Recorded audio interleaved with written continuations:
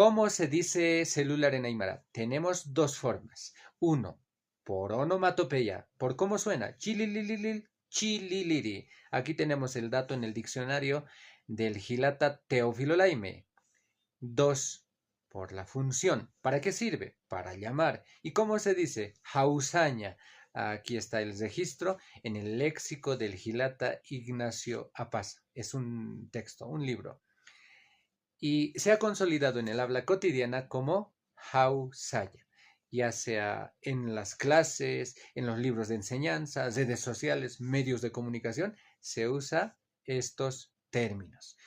Pues bien, los hablantes no conocen posiblemente todos estos vocablos, sin embargo, suelen adaptar también el término celular a la pronunciación aymara, como cilulara.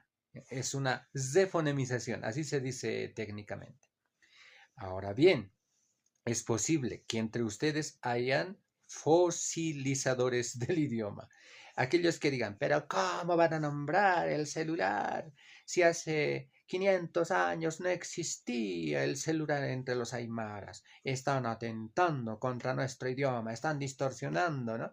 Siempre existen hermanos graciosos de ese tipo, irracionales.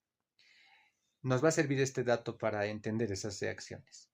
El celular se ha inventado recién hace medio siglo. Eso quiere decir que en ningún idioma existía un término para denominar ese aparato. Si no hay objeto, no hay nombre. En inglés apareció el término celular en ese idioma en la década de los 70, o sea, medio siglo. En castellano se tienen registros de que el término celular se ha manejado en la década de los 80, 90, de 100. Y en nuestro medio, eso quiere decir 40, 30 años. Y en nuestro medio hemos conocido el celular después del año 2000, ¿no es cierto? Más antes posiblemente haya habido casos aislados, pero después del año 2000 hemos conocido el aparato como tal y la palabra como tal en castellano. Eso quiere decir 2 décadas de uso, Gilata Cuyac.